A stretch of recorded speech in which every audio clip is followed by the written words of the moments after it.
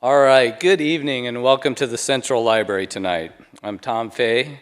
I'm the Chief Librarian for the Seattle Public Library, and I'd like to thank you for joining us. The library is happy to work with the Office of Arts and Culture to provide the community space to hold this important and ongoing discussion about the impacts of gun violence in our community. This is the first in a series of conversations we will host on this topic.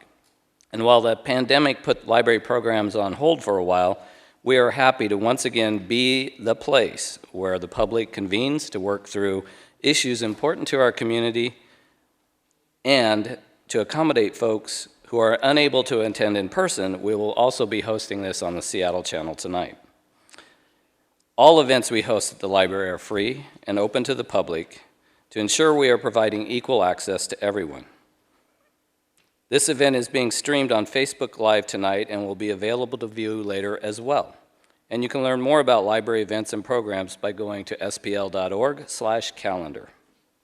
During this event, if you need to exit the auditorium, there is a door to your right that will take you through to our children's area and out to the 4th Avenue lobby, which is located directly behind me. The Central Library is officially closed for the evening, but restrooms are available for the duration of this event.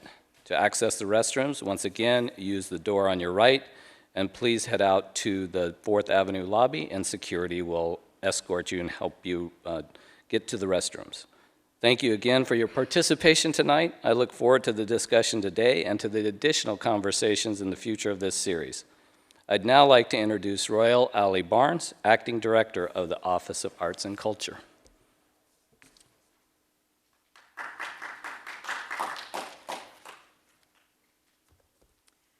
Thank you, Chief Librarian, City Librarian Tom Fay. Thank you for your hospitality and this incredible facility that belongs to our public that allows us to engage for ideation, codification called library books, and this amazing access for everyone. I would like to have us acknowledge that we are on indigenous land, the traditional territories of the Coast Salish people. This acknowledgement does not take the place of authentic relationships with indigenous communities, but serves as a first step in honoring the land we are on. I want to thank each of you for being here tonight. Also welcome our elected officials and other guests who've also joined us. This is the first of a series of gatherings comprised of performance, presentation, and discussion, integrating the arts and cultural elements to transform the narratives around gun violence. Additional events in the series will be offered in locations across the city with different speakers and activities throughout October 2022. Here, the Seattle Public Library is an important partner for this speaker series.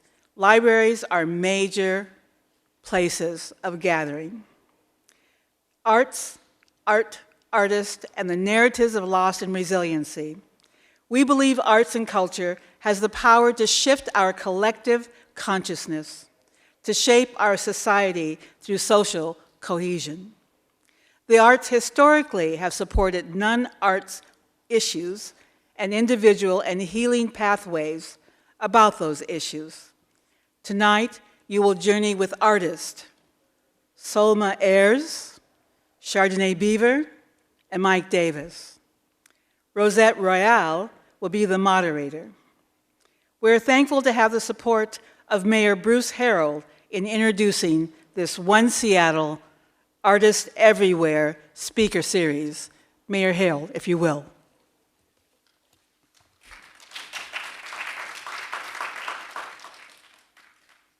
Thank you very much, Royal.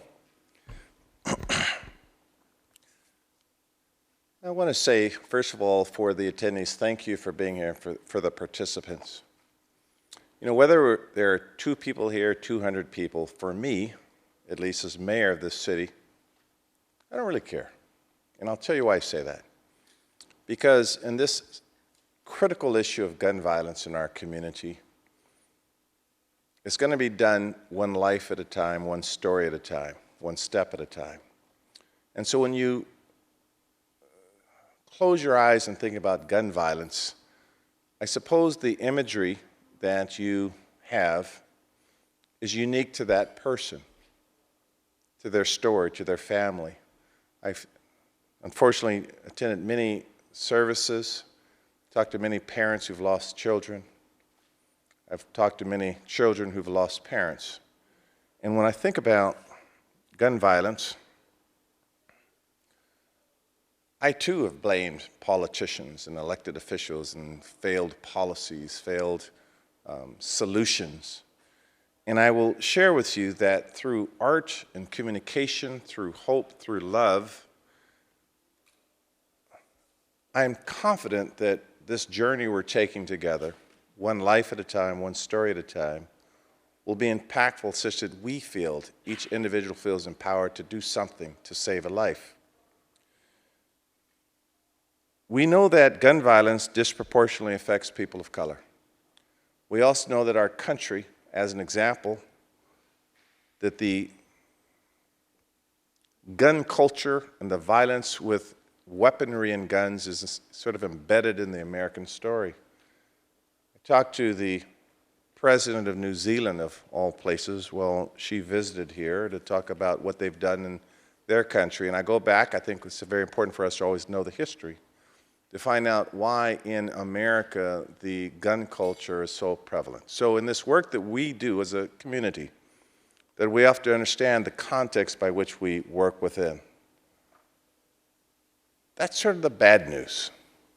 But the good news is that like all major problems, all major issues, I believe that faith, hope, love, commitment, dedication, art, that our solutions are found within that spectrum, and good old-fashioned policy work. So as your mayor, we will do that work.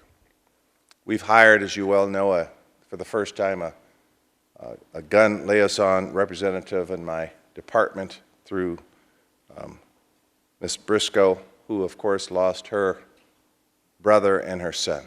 That I think the pain that she has felt in her being close to my administration, working with us, is quite frankly what will drive what we try to do. I don't have to tell you about my personal experience in growing up as a young biracial kid in the Central District in the 60s right here in Seattle. I'm no stranger to violence. I don't lead with that because I try to always lead with the good things in my life. But I will tell you that I have to save our babies. I have to work with communities-based solutions in our investment strategy because the answers are in our own community. In our state, the state has a preemption in this space, 9.41.290, which basically prevents a mayor from regulating, imposing regional regulations. I've called upon our state legislature and those that could help me change that policy to change that policy. I would like exemption there, and there are many things that I would do once I'm giving that latitude. Until then, projects like the Beloved Project and the work that you all are doing are going to help us again one step at a time. So I'll close by saying that thank you for putting on this series of work that we're going to do together. I sometimes say to groups that I'm talking to, ask yourself this question: what inspires you? Or who inspires you? What allows you to wake up in the morning and to put your best face on? What gives you that positive attitude that is contagious? For me, I grew up in the church. I grew up in a community listening to song and dance. When I work out at my old self, I still listen to the music I listened to in the 70s and 80s. I listen to books that I like, poetry that I love. I'm inspired by people. I'm inspired by loved ones around me every single day. And I try to be an inspiration to others. So what inspires you? I don't know what inspires you. What inspires a community is our art, our stories, is that common touch. I've done a lot of schooling in my day, whether it was high school or grade school or college or law school. that's not where I learned my most important lessons in life. They were in coffee shops, taking a walk with someone. Those little aha moments where that makes sense. I became inspired. You know, the odds are against me from being the mayor. Let me repeat that point. If you look at it, a little biracial kid in a CD, parents didn't go to college, crime all around me, by the way, dope all around me, by the way.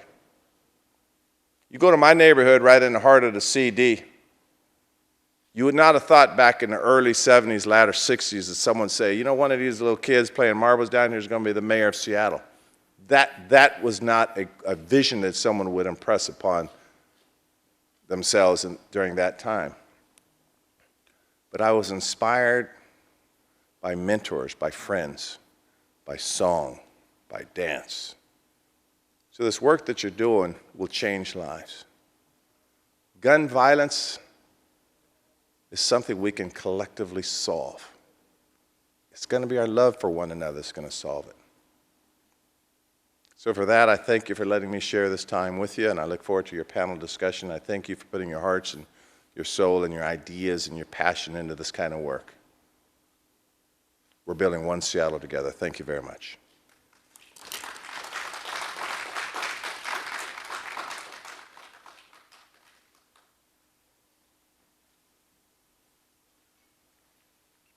Thank you, Mr. Mayor.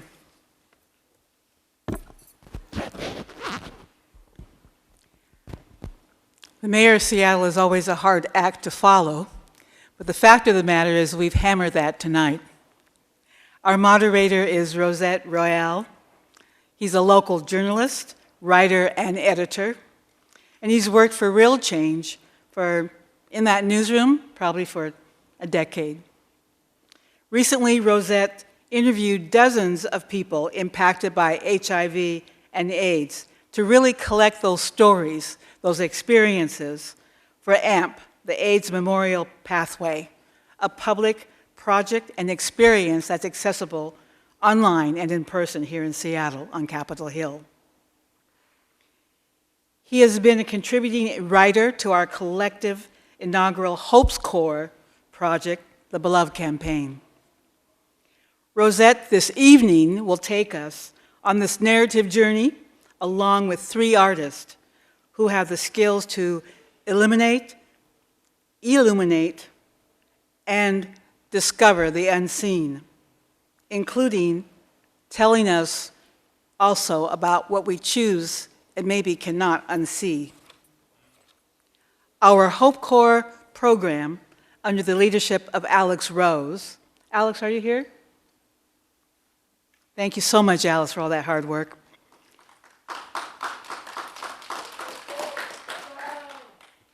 This Hope Corps program gives us the opportunity to invite artists to lead us to investigate awareness, critical consciousness, and begin to identify with us in a public setting for our private ruminations, restorative practices in our communities.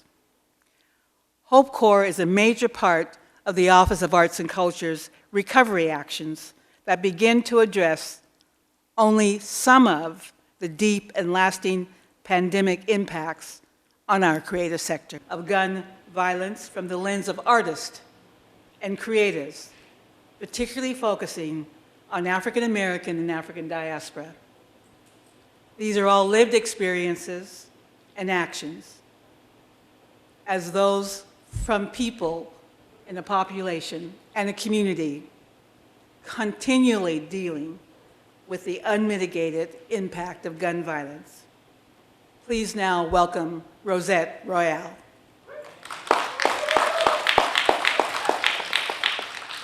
Right, I just want to say one thing before we begin. You know, we're here talking, it's the Office of Arts and Culture. Well, we all know what culture is, that's us, right? And we all know who artists are because that's us, right? We're all artists, right? And we're all contributing to the culture. So really, this Office of Arts and Culture is about us. It is us here today doing this important work. All right. So I wanted to say that. Before we begin, I have a couple slides I just want to show real quick to give us a little bit of context before we bring our panelists up. Okay. All right, so this here is our 2022 King County Firearm Violence Report from the first quarter. I just want to show these numbers here. 22 firearm homicide victims. Now, you can say it's 22, but really it's more because it's all the people connected to all those people, right? 91 non-fatal shooting victims. All right, think about that. That's 91. If that's one quarter, that's one a day. 3 months, that's one a day. 384 total shots fired incidents. I'm just going to let that number sit. Okay. Here it is. Here's our geographic distribution. You can go to Seattle. You can be in Normandy Park, Maple Valley, Black Diamond, Auburn, Newcastle. That's where it's happening. It's where we all live. It's where we all come from. It's where we all go. Those shots fired there. All right, and there's just one other quick thing. Oh, thank you. This slide too. Our historical comparisons. And I always get stuck here, though, on the shooting victim demographics. Right? Here we have the outer circles, the general population over here down in the lower left. Right? Here's the race and ethnicity here in King County. And then we have the inner circle, the shooting victims. Now, the blue is Black and African American. So look at the blue in the general population, and then look at the shooting victims.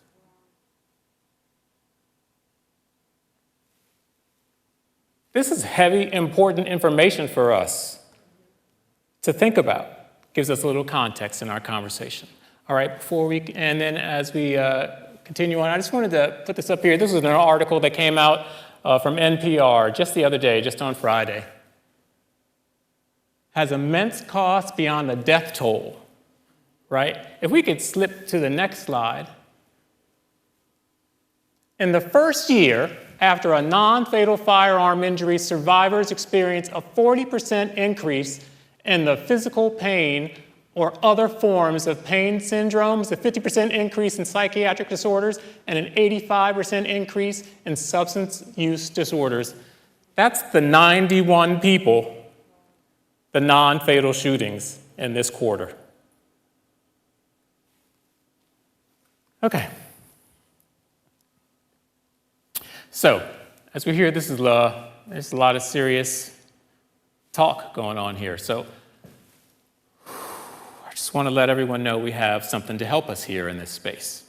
Right? So, our dialogue today, it has the potential to initiate an emotional response within you, which may be difficult, cause inner conflict, and be challenging to experience. So, this is a healthy sign of your humanity. And these feelings deserve to be held and processed with compassion toward yourself and through the community. So to support you in your connection and processing, we have provided here a restorative art-making activity created by art therapist Delisha Phillips. Yes, Delisha. Delisha is an artist, art therapist, and abolitionist who finds her freedom in creating, healing through art, and investing in the mental health and well-being of individuals, families, and communities of color.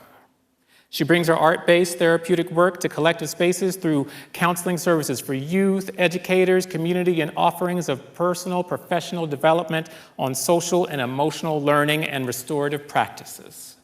Her private art therapy practice, Love, Light, Energy Art Therapy, can be found in Georgetown, right here in Seattle, right? So we invite you to engage in our restorative art activity today to hold space for yourselves and each other in joy and gratitude. All right. Whew, I'm excited to be here with these people. These three people, they're going to break it down for us today, and so it's a pleasure. So I'm going to call them up one by one and introduce them, and then we're all going to have a seat and we're going to have a nice, lovely conversation, okay? All right, here, we're going to start over here on my left. We're going to start with Chardonnay Beaver. Chardonnay Beaver is a storyteller, influential speaker, journalist, and lifelong student. Is that a good place for you? You want to sit there? Okay, great. She partakes in an undergraduate experience at University of Washington, double majoring in political science and journalism, public interest communication. In 2019, Chardonnay established Words of Wisdom by Char. Wow! By Char, yes, yes, yes. A platform designed to empower individuals in their pursuit of authenticity and purpose. She later transitioned Wow by Char from the digital space into a weekly column published in the Facts newspaper. Hey, right? The Facts is a 6-decade award-winning Black-owned newspaper publication based in the Pacific Northwest. Since then, her articles have been featured in the Facts, South Seattle Emerald, King County Beloved Anti-Gun Violence Campaign, and more. Welcome, Chardonnay. Soma Ayers. Soma, yes, the daughter of Black scholars and artists. Soma Ayers is the multifaceted testament to what happens when art, culture meets pure Black lifestyle. Let's get it. From being born in vintage Capitol Hill, Seattle, to honing perceptions and styles in NYC and DC, Soul adds a touch of her African cultural heritage to a mix of contemporary Black art to all her works. Community and creative. She is currently the events coordinator for Wanawari in the heart of Seattle's CD Central District. Let's go. Soul. So good. Last but certainly not least, Mike Davis. Yes. Mike Davis is the executive director of Cultured, a program of Seattle's Youth for Christ, an organization cultivating creative spaces for youth to engage community, opportunities, and faith. Originally from KC, Kansas City, Missouri, Mike is an electrifying performer of multidimensional performing arts who uses hip-hop and motivational speaking to inspire his audiences. His innovative educational segments fuse with an incredible breadth of movement and energy. Now, Mike started his journey in 1998 as a motivational speaker, and in 2002 began to marry the music to the message. Yes, yes. Now Mike has performed for over thousands of people in venues nationally and internationally. And this talented performer finds freedom to shine in remarkable artistic exchange that brings people into the revelatory essence of who they are. Yes, Mike uses, yes, come on, yeah, give it up. Come on, Mike. Uses dance and hip hop to get this message into the hearts of his audience, both young and old. Here we go, Casey, all for you. Yes, thank you. All right. It's a pleasure to be here with all of you today. And so I have some questions to ask. We're going to talk for a little bit, and then we're going to have a short break in about 30 minutes or so, and then we're going to come back and have a Q&A if audience members have questions, and we're going to do our best to see what answers we can provide everybody, okay? But I have some questions for y'all. So we're going to see what unfolds here, what gets born. All right, so... Oh, so we open the doors. Yeah. Gotcha. Okay. All right, so how has art helped you become more resilient? How has it fed your resiliency, I wonder? How about we start with you, Chardonnay? Yeah, well, wonderful job, introduction. Gonna give you your flowers now. Art's powerful, and I would say art's powerful in the sense that it causes us to pause. A lot of times we're living life on the run. And I don't think we get a chance to look at ourselves in the mirror on the run constantly, especially with things coming slowly progressing back to in person and things like that. We're always on the move, and art causes us to pause and to see ourselves as a reflection in what's being presented. I know for me in storytelling, art has allowed me to be able to make space for truth. It's allowed me to connect with others, to be transparent, to connect with those before me, those to come. And so it works as a space of safety, but also a space of reflection. And it's allowed me to take self-inventory constantly. So I love art. All right, so how about you? How has art helped you become more resilient? I've been really fortunate. Art has always been a part of my life. I was raised by artists in artistic communities. And so I always knew that that was my voice, right? The times I just want to go to bed and not get up for a week, when I don't want to look at the news, when I don't want to look at like the rest of the world because it's all weighing heavily in ways that you can't process. Yeah. My art is what allows me to kind of step inside and be like, this is how I'm feeling. This is how I can offer an explanation to the world of whatever this insanity is occurring, right? And so, yeah, I think art has always been my solace, but my expression and also a sanctuary, I think. Wow. Mike, come on. You Yeah, go. now what you Go got? right in. Now what you got? No, okay, I'm about to put my deep posture on. You mentioned space, Shar, and one of the ways that art has made me resilient is, especially in light of violence and gun violence, it's intrusive, right? Violence is intrusive, and it kind of crowds our space. But art gives us the ability and the weapon to push back and get our space back, right? To regain our space. And so that's one thing I really love about art and being able to create, is that it gives me the space back, and I don't have to stay. Although, yes, I'm in the trauma or I'm in the effects of reacting to what has happened to me or my family or someone in my community, I can take that into that space and repurpose it, and not let it only bring me down or make me sad or cry, but I can take all of those emotions and repurpose it in that space. So that's how I like to use art as a resilience, as a weapon. Very good. Yeah, it's expression. Yeah. It's expression, just art.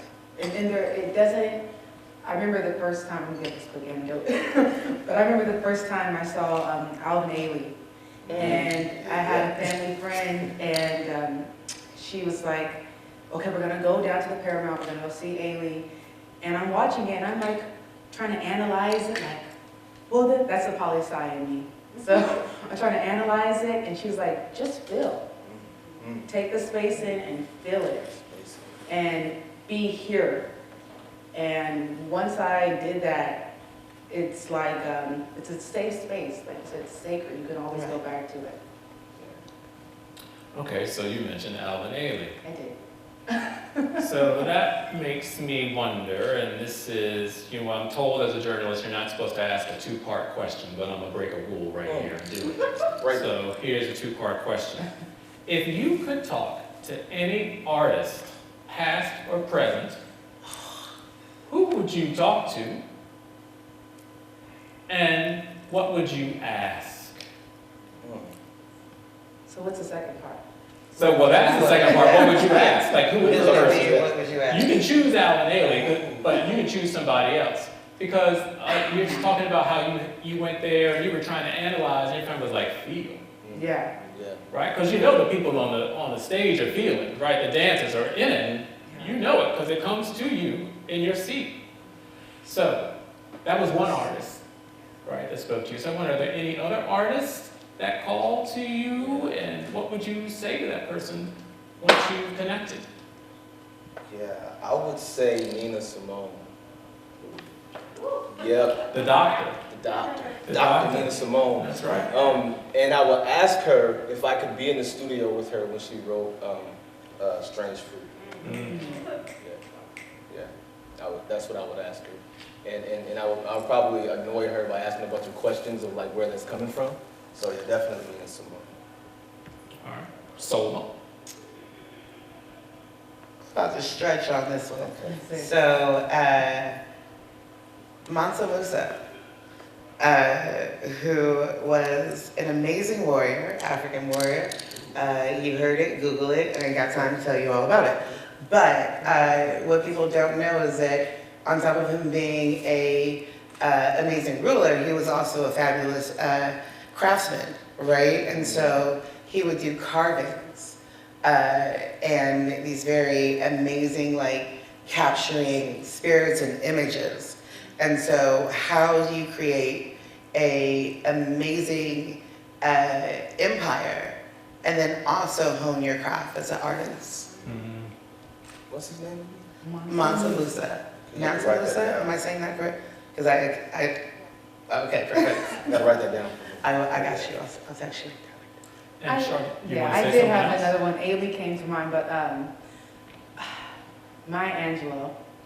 Nice. And I would say because she had such a full life, like so full, and the way that she uses words, like as a writer, as a storyteller, I'm always enthused by how she connects the past and the present, and then so much hope for the future. So, yes, Miss Maya. Dr. Angelou. Yes. Another doctor, right? Okay, so, we're here, we're talking, speaking about gun violence, right? And the truth of it, right? And all that it shows us about.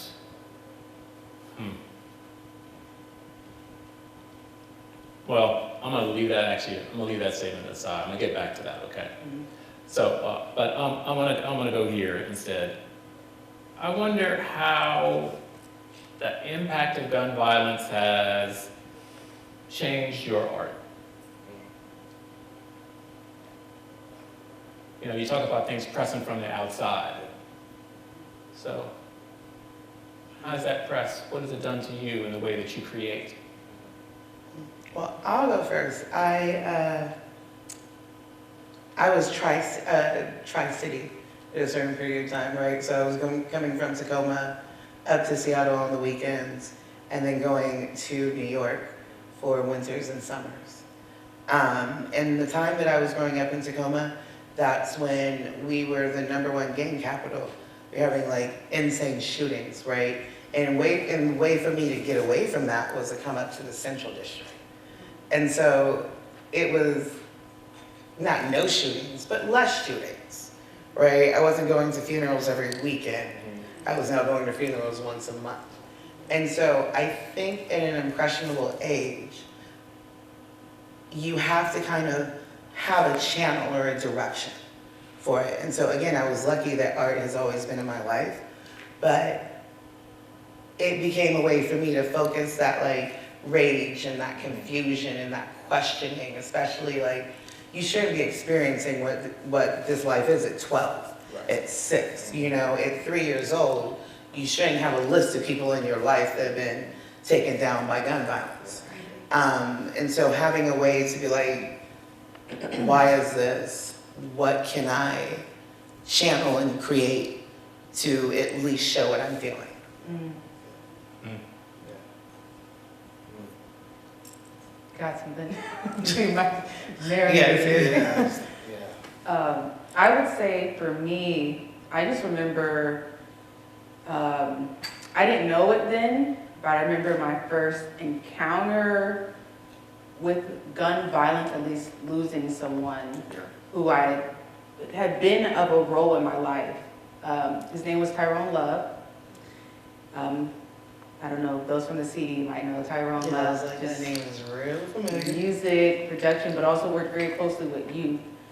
And Shakundi, he now has a scholarship in his name because they were close friends. But I remember his sister who worked at my aunt's day camp, and their mom and younger sister, and just I was so young, I was like preschool age, but this person was around. It was like it might as well have been a cousin. And I remember going to his candlelight vigil on East Cherry and just being there. And I would say now, fast forwarding all those years later, when the Beloved campaign came about, I really had to go inward and think about where was I at, what were those emotions, and no longer desensitized to it, because I've also been raised in a national gun violence crisis with police brutality. Right. So seeing that and being desensitized, social media playing a role in that as well. Going to high school and having school shootings on the news regularly, it just begins to infiltrate. It's very, very infiltrating. And so when going about it, I actually had to get into my own little solitude and allow my faith to inspire me. My articles that I wrote within the Beloved campaign were, you look at the titles, they're very faith-based, like redemption, restoration, like what is this girl talking about? But my goal was to capture how ordinary person can be impacted by this and really use understanding as a bridge, right? I sat down with Donita St. Clair Martin, the mother of Horace Lorenzo Anderson Jr., who had been murdered and chopped. And talked to her, and she said something that I think I'm taking with me forever, which was, I no longer negotiate change.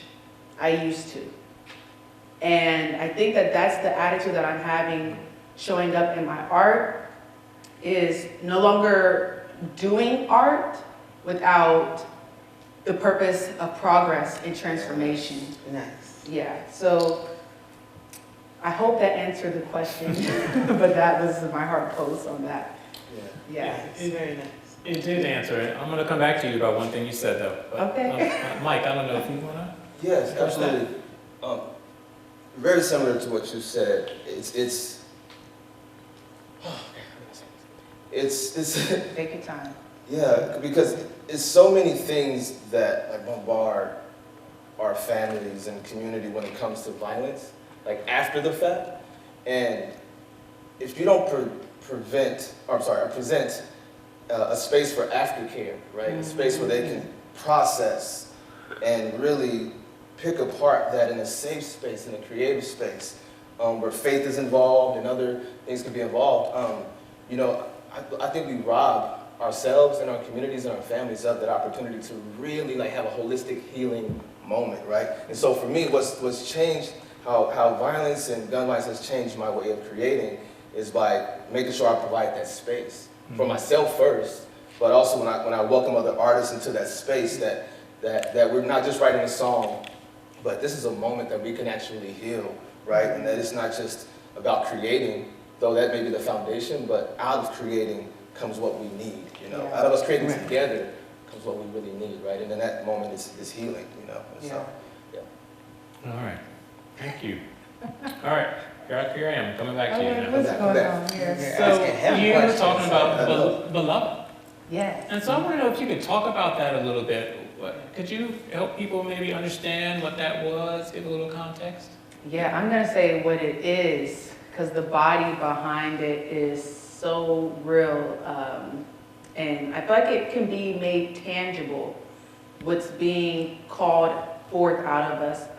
So earlier this year, the Beloved campaign really launched. Right. And I was invited to be a writer on the team, and something that you had just mentioned that also piggybacks on the Beloved is that the people that we are caring for in community, we also have to make sure that we are equally, if not more, caring for those internally within making the change, within calling for something new and unprecedented. So I would say that Beloved Project was something that was in a lot of people, even you, Mayor, something that sat in you witnessing growing up in this community with violence. I'm sure in you coming back from Hilltop, right? So something that sat in me as a 4-year-old at the vigil of Tyrone Love. And what it says is that every single one of us are beloved. We are loved by somebody. And it's calling forth that love back into perspective and saying that we're no longer going to call you the problem. We're going to call this disease violence the problem, and we're going to work on that. Because if we keep on isolating you, we're not healing the core of it. We're not unraveling the core of it. And so for me, how I thought about it was, okay, I have my column, Wild by Sharp. It's positive and hope and calling for purpose and love, and it's the heartbeat of it. But my featured articles were about stories and moments that people had. So from a father who lost his child from both sides of the gun, had been involved, lost his son. Luther Lish, who's at like the root, co-founder of the project, right? Luther is amazing, Alive and Free program, right? And then you have Soma Ayers, who had been shot just on a date with her boyfriend in South Seattle, and her life went upside down, lost her kidney, told she would never be able to walk again. She's a living miracle, and she's my peer. So think about that, putting people's life in perspective. Hope that. Did I do okay on that? You did more than okay. Okay. You did more than okay. That was beautiful. Thank you. I just wanted to give people a little context for that, so I appreciate it. Yeah, I was gonna say. Please. Yeah, I was gonna say that because I worked on that project as well, right?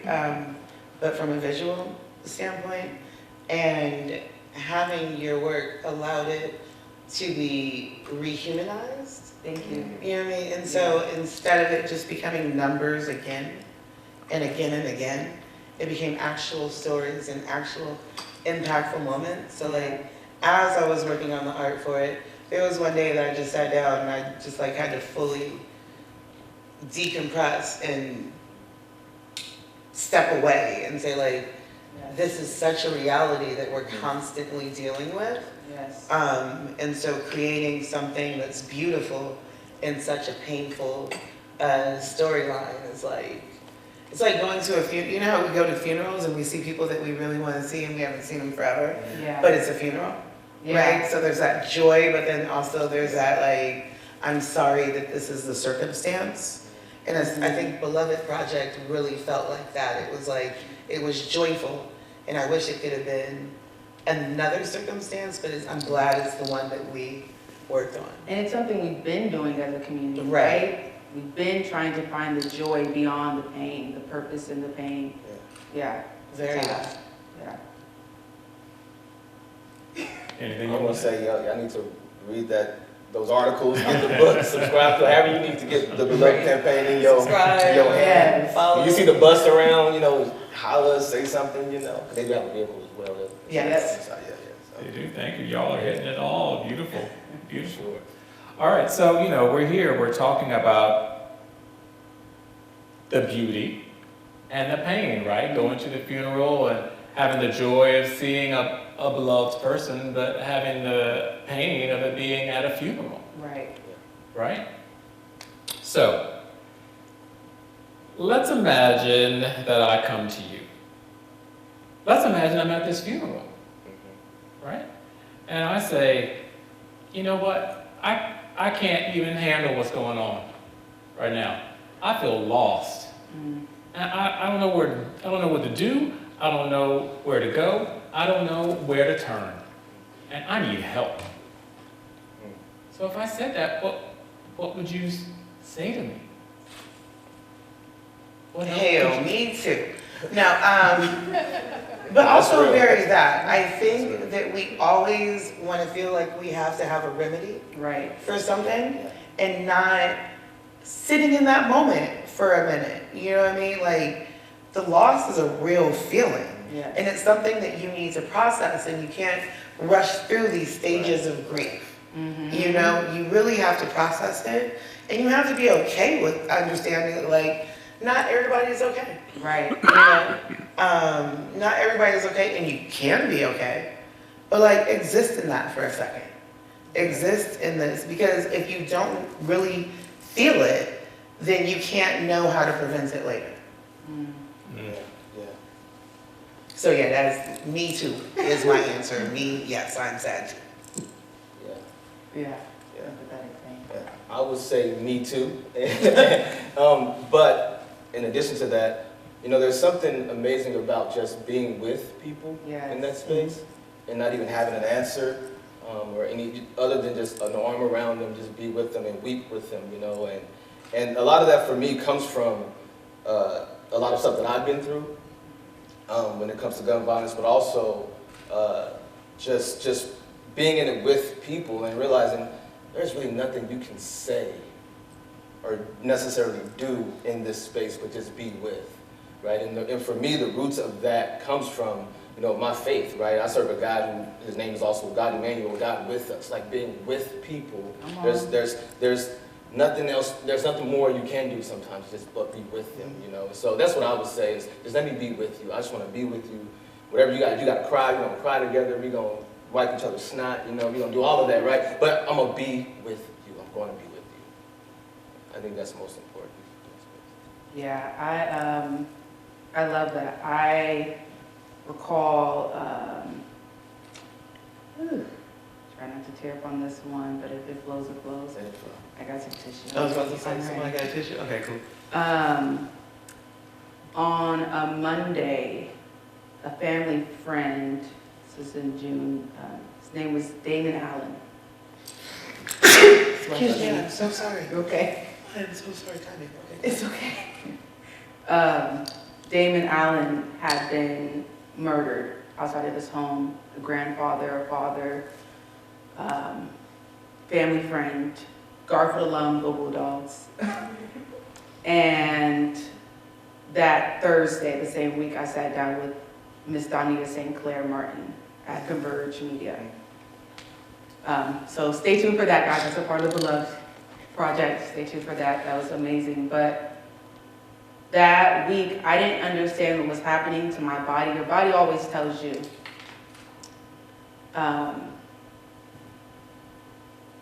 Your body always tells you what it needs. And I found myself leaving, let's say, Monday, Thursday, and then to Saturday. I ended up being sick. Right.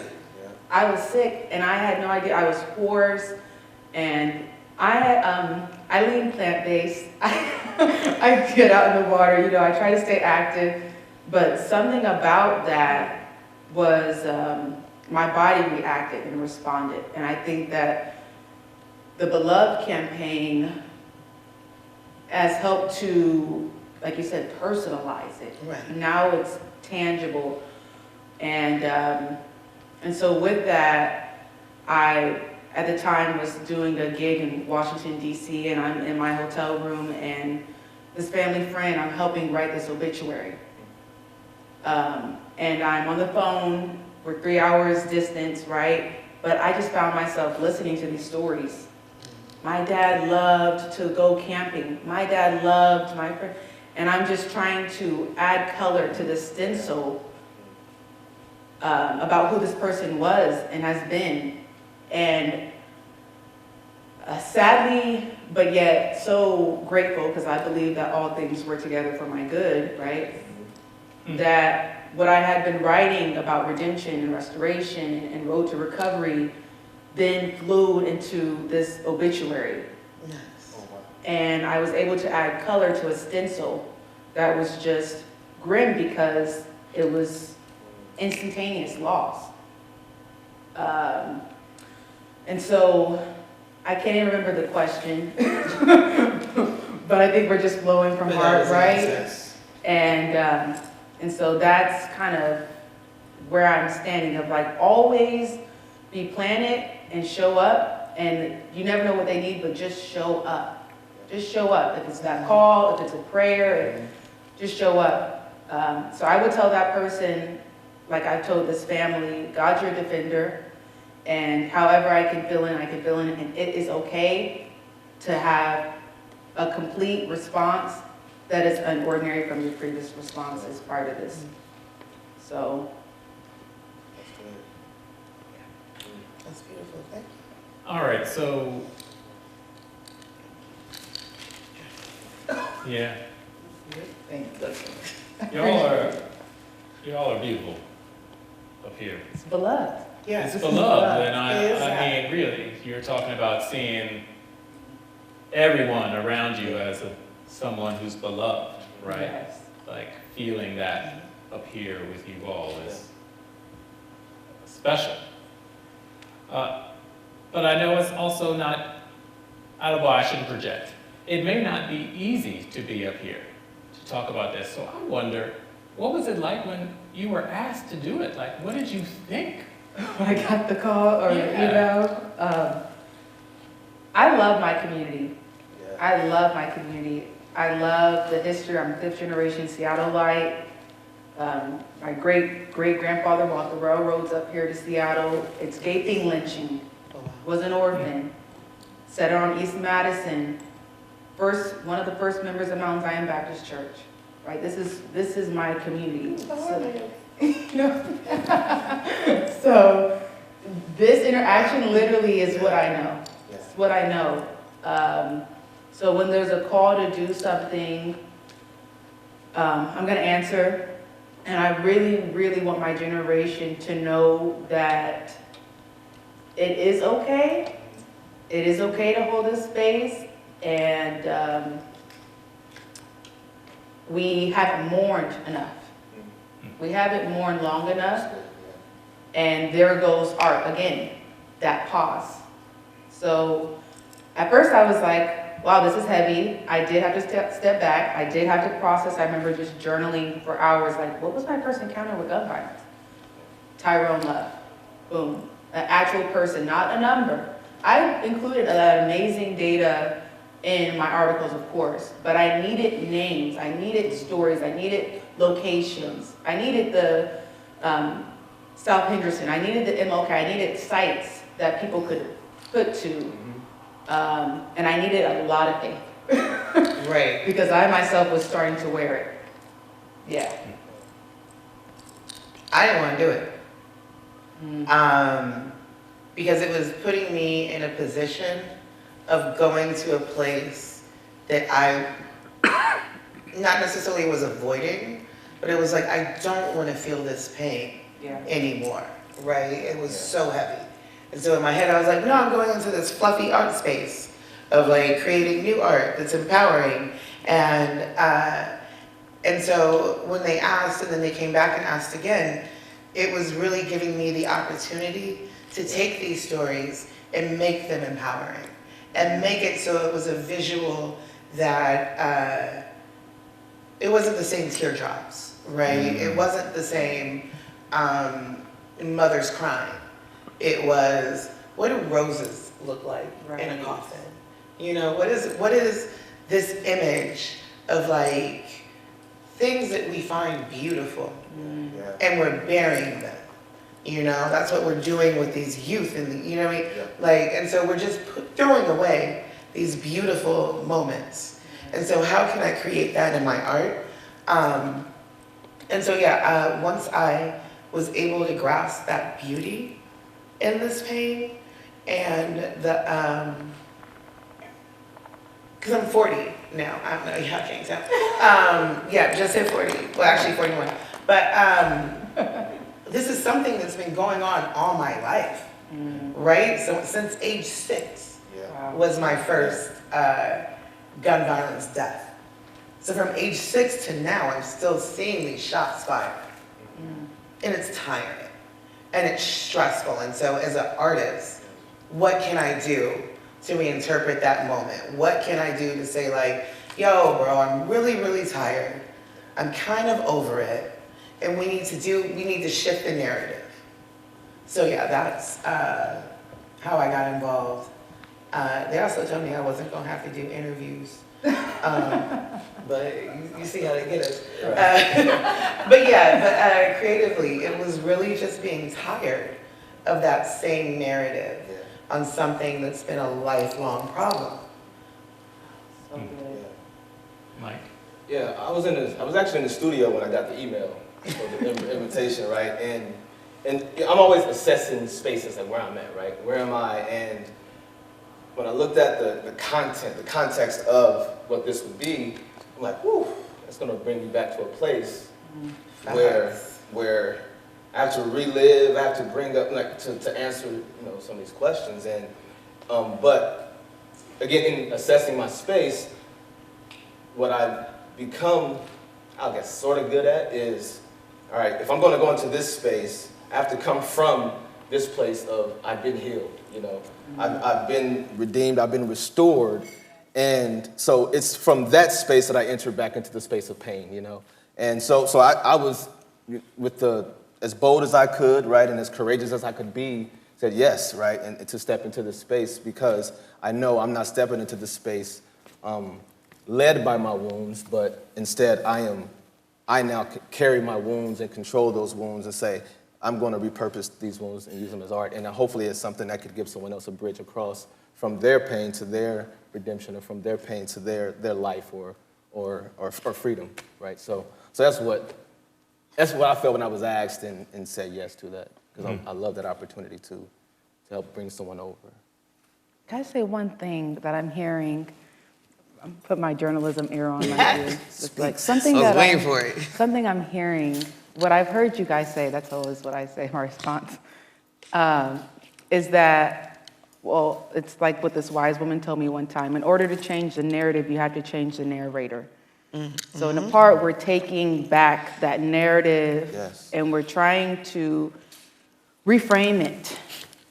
And it's never going to have a right taste. Right. But there is a beauty in those from both sides. From both sides, there's humanity from both sides. Mm-hmm. So we're changing the narrative, guys. Yeah. And it's hard work. It's a lot of work. Yeah. It's hard work, but we're it's doing good the work together, right? and it's good work. So I think that's important. Like the constant reminder that yes, it is hard work, but it's good work. Yeah. And so every kind of creative step and every move that we make in those directions, we're shifting a longer term narrative. And so someday, hopefully, you know, we won't have to have these conversations, right? We can sit down and just talk about our crafts and not have it be based in something that is a full-on epidemic in our communities for years. That's right. Just saying, world.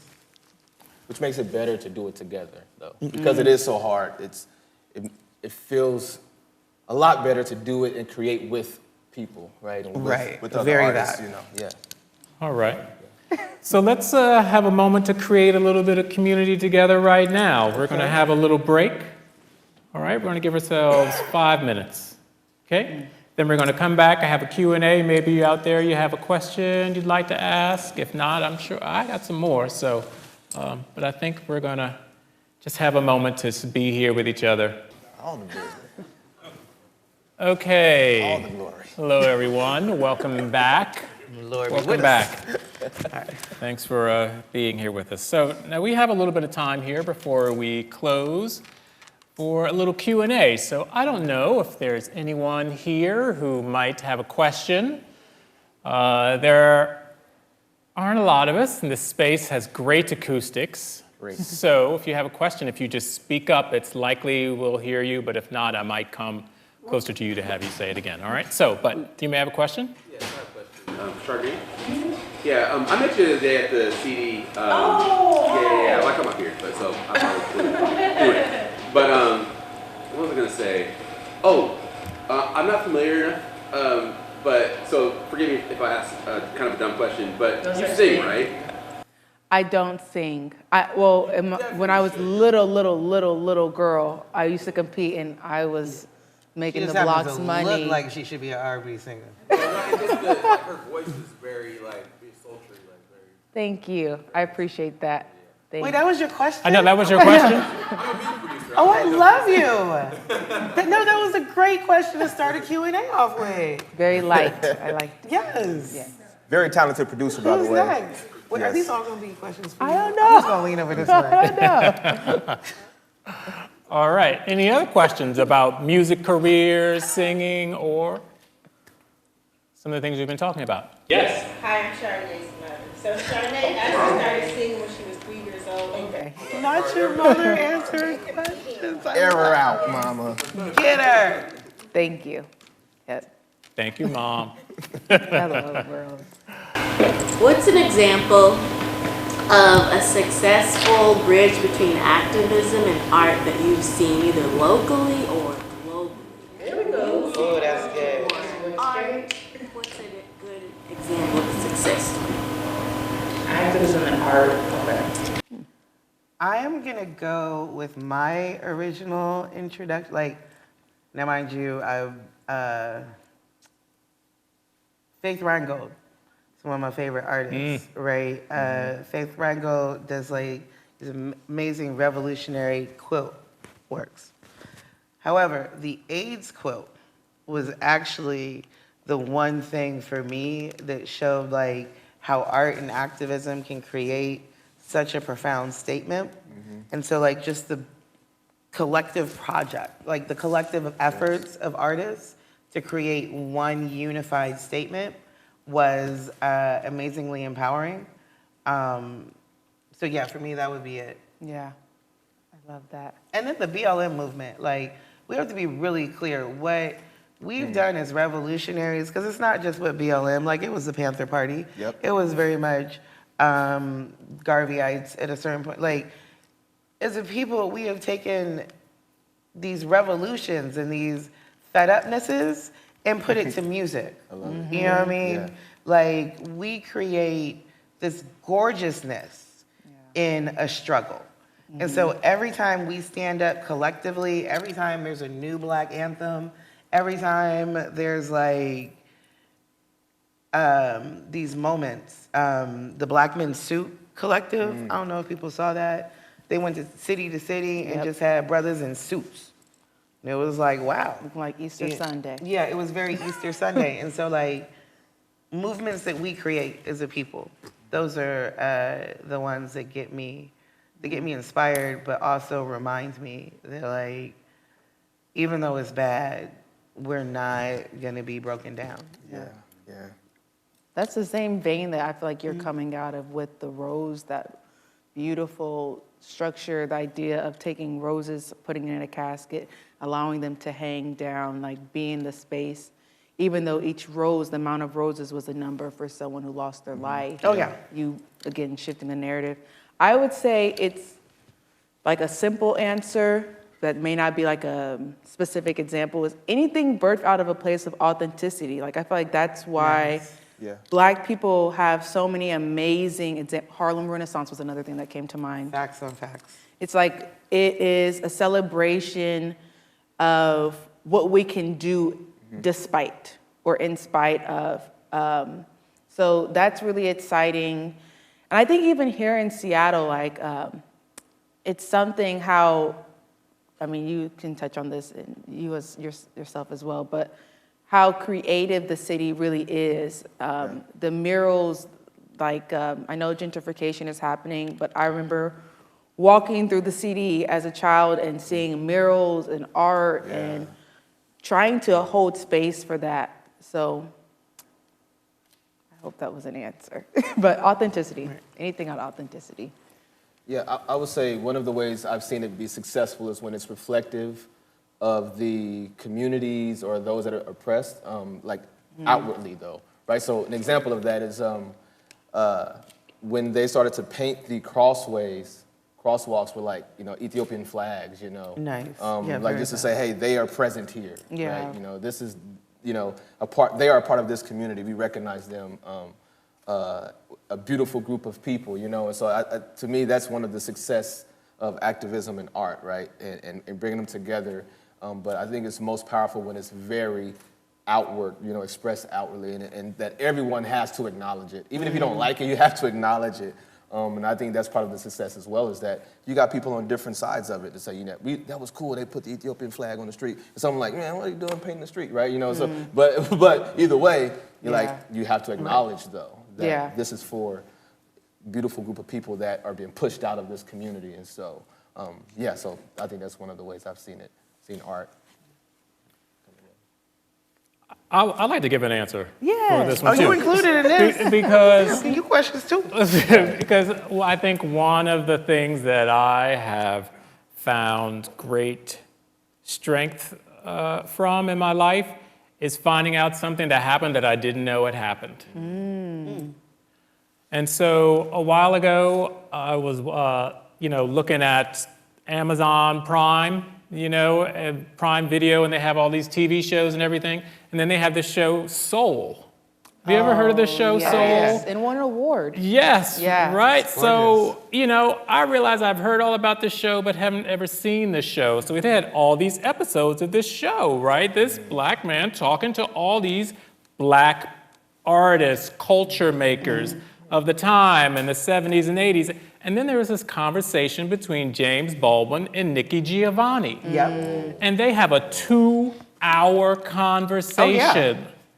And I was transfixed. You was busy. I was like, listen to the brother and sister just talking, right? Breaking down things, asking each other probing questions, right? Trying to get at the heart of what the black experience was at the time, right? And I was like, if I could have seen that as a child, what that would have done for me.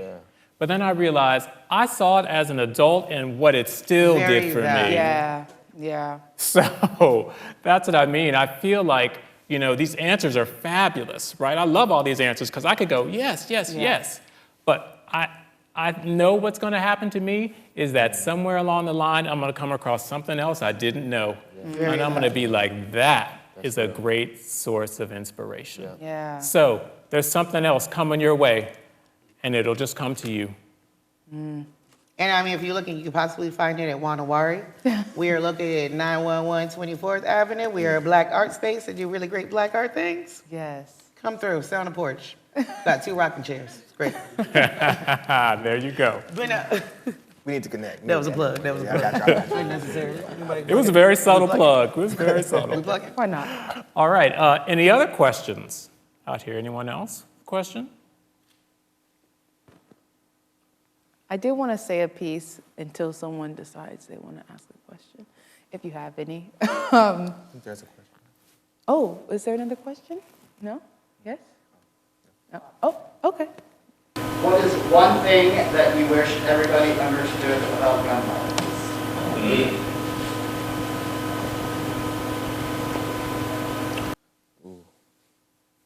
You want to be honest?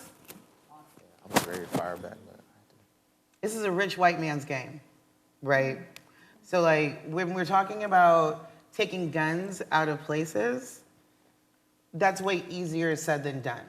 And so it's changing a mentality. Because the guns are never going to be removed from our community. It's too profitable to keep guns in urban communities.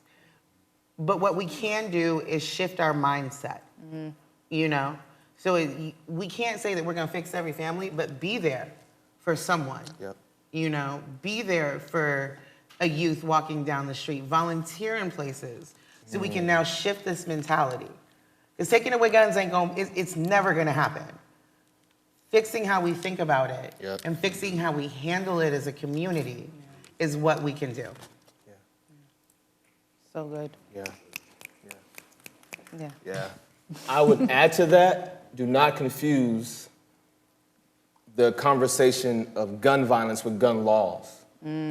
Because the moment you get into gun laws, you dehumanize people who have been affected by gun violence. Very that. So good. And so keep it, let's talk about gun violence and its effect on our communities, and let's leave it there. Because it can get very convoluted when you start talking about, well, it's my right, We're not talking about that right now. We're talking about this 15-year-old kid who was just shot as a result, shot and killed as a result of maybe the laws, right? But as a result of those guns being present in our communities, So let's keep the conversation about those who are affected by it, right? And I mean, it's gun violence, not gun activity, or not gun sports, right? It's gun violence. Remember when they used to call it gunplay? Yeah. Ooh, that was stressful. Yeah, and so that's one thing I would preach to the mountaintops. Let's not bring in the gun law conversation around gun violence when we're talking about human beings. But unless it's going to help us save more lives, but we know how that conversation goes. You start talking about my rights and my right to bear arms, then you almost quickly begin to forget about the individuals affected by it, right? So that's what I would say. Yeah, I think I would say something that I was recently scrolling through my timeline, and I saw this video that CNN put up. And I'm sure we're all familiar about the incident in Uvalde with the children and the school shooting. And two parents or relatives of the children who had lives had been taken had seen the mother of the shooter. And you've seen this, and they run up to her and they're like, "You ruined your son. You destroyed him. He did this." And the mother says back, breaking down, crying, "You don't think I know my son's a coward? You don't think that it hurts me that he would do this to your children?" And what that did to me took me back to the article about David Marshall, who was from Lakeshore Village here in South Seattle, grew up during the war on drugs, and both sides, you see both sides. You hold two space for two humanities, a mother who's lost her child and the mother whose child had violated another life, multiple lives. And I think that's kind of where the beloved again kept on creeping in of like, someone loves these folks, right? And so if you ever get a chance, I do encourage people to read the article about David Marshall, Both Sides of the Gun, Road to Redemption. And he closes it by saying, thinking about who I used to be, I don't even recognize that version of me. While talking about going through the journey of chasing violence because of his environment, and then his son being murdered, his namesake. So you can find that in the South Seattle Emerald digitally, but just plant that little, little drop. Yep. All right, so one thing artists do is dream. Oh, we have questions. So I wonder, how do we dream a new future around this topic?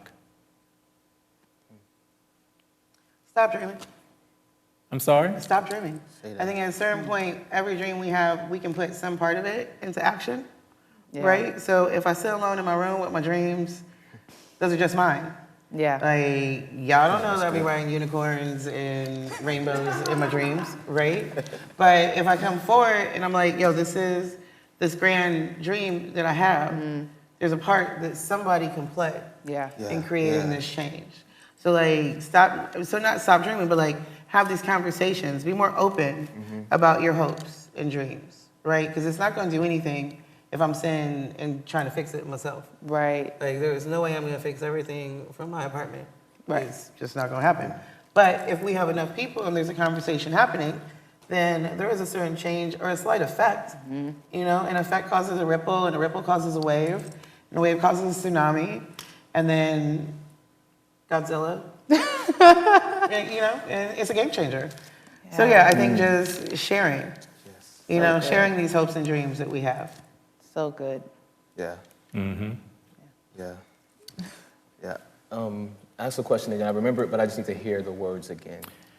Sure. So how do we dream a new future? This is great. How do we dream of a new future? Collectively. Like, we have to all be bought in and committed to that future, and not just say, oh, that's a urban problem, or that's a, you know, right? That's the brown and black kids' problem, you know. Or that's a white America's problem. They got a problem with guns, you know, right? However you want to phrase it. But how do we collectively, both sides of the aisle, right, and beliefs and whatever, like, we have to just do that collectively. I think if we dream collectively, that will help us progress forward. Even if it's not fixing the problem, I think together, like moving, you know, I'm a big fan of being together, right? Especially in the middle of tragedy, right, and trauma. Like, being together, like being with people in the midst of that, it does something, you know, to the human brain, the heart, that, all right, I can look to my left and look to my right and know this issue is huge, but I'm not alone, you know? Right. Very true. Yeah, so collectively. I have a few points, because from what I've been hearing, it goes that journalist had again. So number one, I love that idea about saying your dreams. Like Dr. King said it in front of a crowd of hundreds of thousands of people, and somebody had to be accountable. Like, I feel like he was saying that to say, hold me accountable so that I don't lose this, so that as I'm walking through this struggle, even into my death, please make sure that something happens in this. Whew. Yeah. So I love that. And then part 2 of that is, you mentioned, being together. I think of the word community. And I feel like activists is, I think during the pandemic, it really just turned me completely off. Because we saw how that went in the performative activism and things like that. Yep. So I think I prefer to be called like a community engager. And I think that when you talk about dreaming, the root word, if we just break it down phonetically, right? Community, communication, unity, right? Together, and then engaging, bringing us together through communication, through unity, right? And working collectively, as I think is one way that we can start dreaming together. And I feel like kind of echoing off of Donita St. Clair Martin, just a terrible name, is that get the medicine, wash your hands clean, right, before you go out, and get the medicine you need, because the truth is that we don't have to keep on burying our sons, grandfathers, great-grandfathers, daughters, nieces, nephews. And it didn't take for my mom to have to get the call about my brothers for me to care. Very that. I didn't want it to hit my own home for me to care. That call on that Monday, sitting down with Donita on that Thursday, I cared way before. So I think if we really start dreaming like that, like it doesn't have to, if it's about my neighbor, it's about me. Yep. There it is. Yeah. So that's that heartbeat. Yeah. That beloved heartbeat just keeps Yeah. on flowing, man. All right, Chardonnay, you used the word communication. It's like, Here's a little communication for us. set up. Director Royal Allie Barnes said at the microphone, art helps to shape our society. Mayor Harrell said, one life at a time, one story at a time. What inspires you? Who inspires you? Here are some of the things people have said up here. Art has always been here. Art is an explanation to the world. Art gives us the weapon to push back. It's the purpose. Learning to sit with it, with the lost, exist in this feeling. Your body always tells you what it needs. Your body always tells you what it needs. It wasn't the same teardrops. I have been healed, restored. That's what we tried to do here today, talking a little bit about art this evening, healing and restoring ourselves and our community and our people. So I want to thank you all for being here this evening. You all have been wonderful. You've been fantastic. I want to let you know that even though we're here now and we're about to say goodbye, that we actually haven't said goodbye. Yeah. We're just saying, I'll see you soon. And we're also saying that everything that you have heard here, take it out and share it with folks, right? Don't let it just be bound in these walls, because that's not how art works, that's not how love works, and that's not how communities thrive. Right. So go on and take this out into the world and have a blessed, glorious evening, and take care of yourselves.